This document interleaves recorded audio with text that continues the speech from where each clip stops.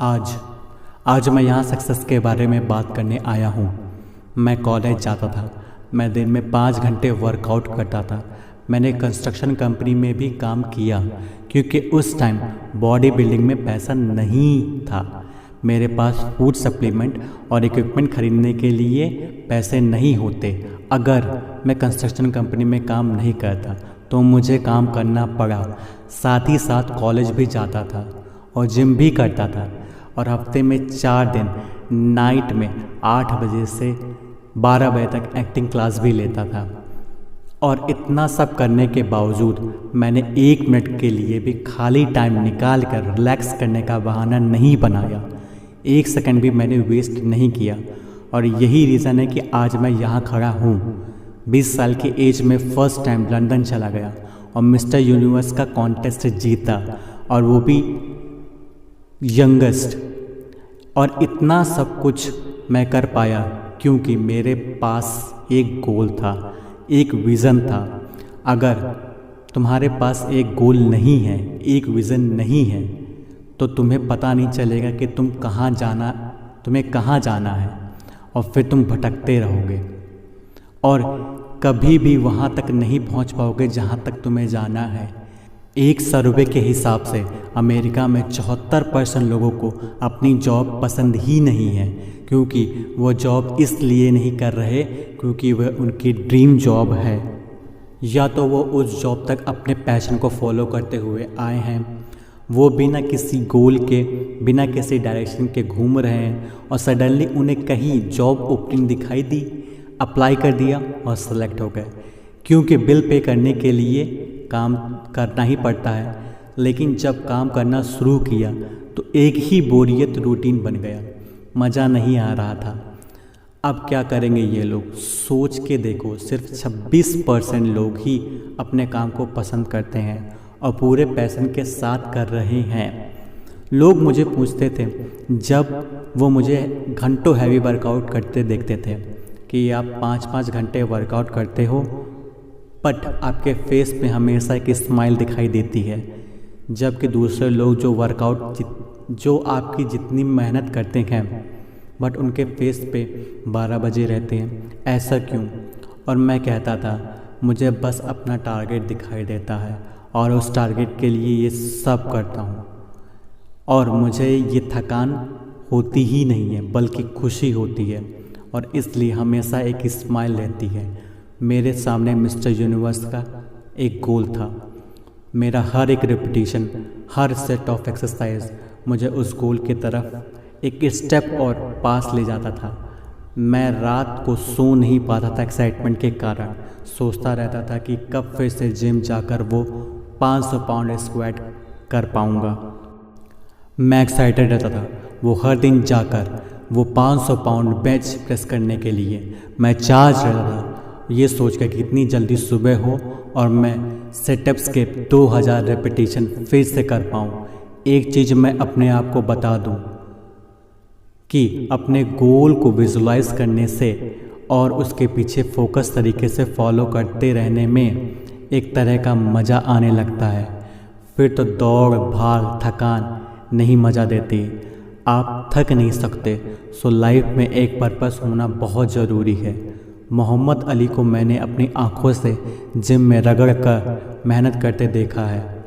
एक बार एक sports reporter ने उन्हें जिम में सिटअप करते हुए देखा तो पूछा कि इन रूटीन कितने सिटअप्स कर लेते हैं? तो मोहम्मद अली ने जवाब दिया, वो तब तक काउंट करना स्टार्ट करते हैं जब उनकी बॉडी पेन करने लगती है। इसको बोलते हैं हार्ड वर्क। हार्ड वर्क से कोई नहीं बच सकता। अगर वो लाइफ में कुछ करना चाहता है, कोई फ़र्क नहीं पड़ता कि तुम कितने बड़े बाप के औलाद हो। रगड़ के मेहनत करो। कोई मैजिकल पिल्स नहीं है जिसे तुम खा लोगे, या कोई सक्सेस मंत्र नहीं है जो तुम जप लोगे सक्सेसफुल हो जाओगे। कोई शॉर्टकट नहीं है, कोई मैजिक नाम की चीज़ नहीं है इस दुनिया में। वर्क वर्क वर्क, यही एक तरीका है। मुझे इतना गुस्सा आता है जब लोग मुझसे कहते हैं कि उनके पास टाइम नहीं है जिम जाके 45 मिनट भी वर्कआउट करने का। या फिर कोई और काम एटलीस्ट 1 घंटा करने का, जिससे वो फिज़िकली और मेंटली इम्प्रूव हो सके। इमेजिन करो आज से आप हर रोज़ हिस्ट्री सब्जेक्ट पढ़ना शुरू करते हो। अब सोचो 1 साल में 365 दिनों के बाद में आप कितना कुछ सीख जाओगे।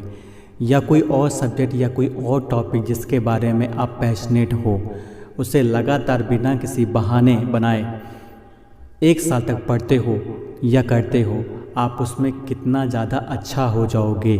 कैन यू इमेजिन कोई बिजनेस जो तुम डेवलप करना चाहते हो, रोज़ अगर उसमें 1 घंटा भी काम करते हो, 1 साल बाद में तो कितना बड़ा बन जाएगा, कितना कुछ आप उसमें गेन कर सकते हो और वो तुम्हें कितनी दूर तक ले जा सकता है। Can you imagine. और इसलिए ये चीज़ मुझे गुस्सा दिलाती है जब 24 घंटे एक दिन में होते हुए भी लोग कहते हैं कि उनके पास वक्त नहीं है।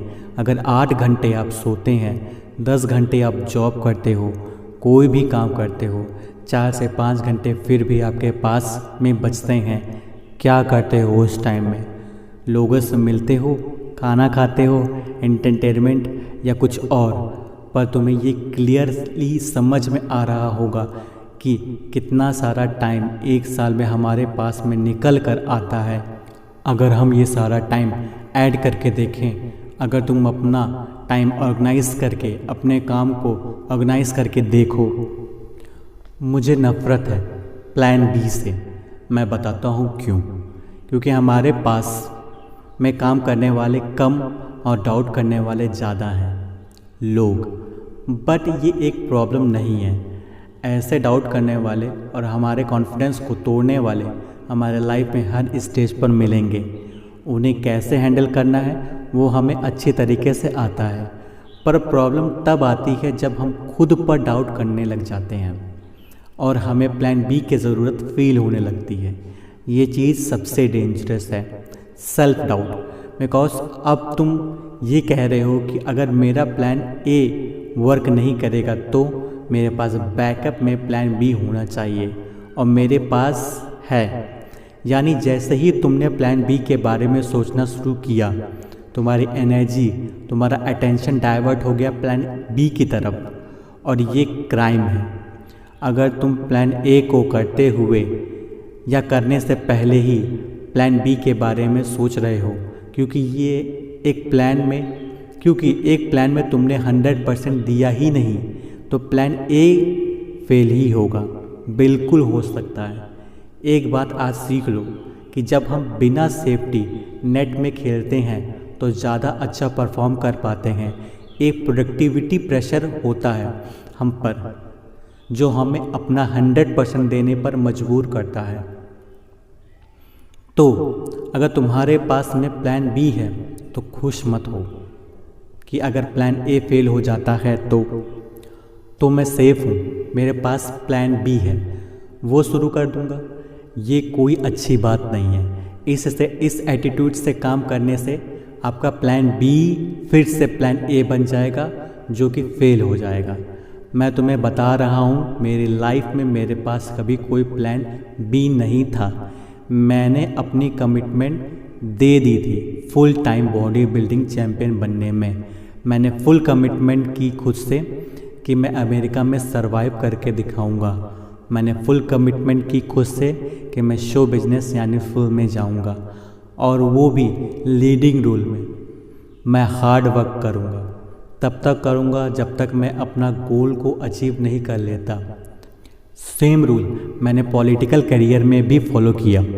सो मेरी मानो तो प्लान बी मत रखो, खुद का ही नुकसान कर रहे हो और अपने सक्सेस के चांस को और कम कर रहे हो। और लोग क्यों प्लान बी रखते हैं? क्योंकि उन्हें डर लगता है कि प्लान ए फेल हो गया तो क्या होगा। एक बात बता दूं, हारने से मत डरो, क्योंकि फेल होने से कोई बुराई नहीं है। बड़े से बड़ा आदमी जिसके बारे में तुमने सुना है, वो कई बार फेल होने के बाद वहाँ पहुँचा जहाँ आज वो है। तुम्हें फेल होना ही पड़ेगा अगर सक्सेस की सीढ़ियाँ चढ़नी है। ऐसा कोई सक्सेसफुल इंसान नहीं है जो फेल नहीं हुआ।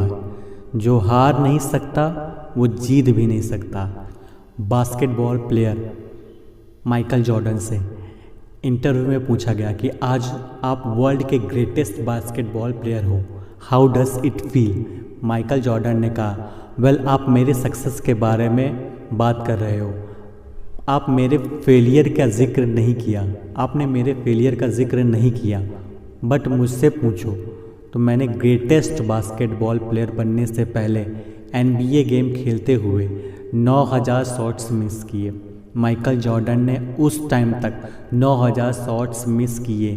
Can you imagine. तो क्या हुआ, वो फेलियर थे? नहीं, वो उस वक्त even all time greatest basketball player थे। जितने बड़े फेलियर होंगे उतना ही बड़ा सक्सेस होगी। हम सब फेल होते हैं, इट्स ओके। ओके क्या नहीं है पता है, मैं बताता हूँ। हारने के बाद फिर से खड़ा नहीं होना इट्स ओके नहीं है। फिर से फेल होने के डर से एफर्ट नहीं लगाना ये ओके नहीं है। खुद की किस्मत या दूसरों को ब्लेम करना ये ओके नहीं है। अपने वीक पॉइंट्स पर काम नहीं करना ये ओके नहीं है। सेम गलती फिर से रिपीट करना ये ओके नहीं है। ऐसा आदमी लूज़र होता है। विनर फेल होते हैं, उठते हैं, फेल होते हैं, उठते हैं, हमेशा उठते हैं, कभी फिर से उठने में फेल नहीं होते। वही असली विजेता कहलाते हैं। मैं खुद बॉडी बिल्डिंग चैम्पियन कंपटीशन में फेल हुआ हूँ, वेट लिफ्टिंग कंपटीशन में फेल हुआ हूँ, पावर लिफ्टिंग कंपटीशन में फेल हुआ हूँ। मैंने ऐसे मूवी भी की है जो किसी ने नहीं देखी, बकवास थी, बकवास रिव्यू मिले। मैं इलेक्शन में बहुत बुरी तरीके से हारा हूँ। मेरी अप्रूवल रेटिंग कैलिफोर्निया में 28% तक नीचे आ गई थी। फिर से रेटिंग ऊपर आ गई, मैं गवर्नरशिप जीत ली। अब सब हारते हैं, हम सब हारते हैं, इट्स ओके। इसलिए कहता हूँ हारने से मत डरो, क्योंकि हारने की चिंता करोगे तो वहीं रुक जाओगे, हमेशा टेंशन में रहोगे, लाइफ में अच्छे डिसीज़न नहीं ले पाओगे और काम पर फोकस नहीं कर पाओगे और लाइफ में कहीं नहीं पहुंच पाओगे। हारने के डर से आप वो कर ही नहीं पाओगे जो आप करना चाहते हो। So relax, it's okay if you fail, but फिर से अपनी जान लगा दो। जो भी तुम्हारे पास है सब लगा दो। आज नहीं तो कल, देर से ही सही, लेकिन सक्सेस को तुम से कोई अलग नहीं कर सकता। सक्सेस तुम्हारी है। Thank you.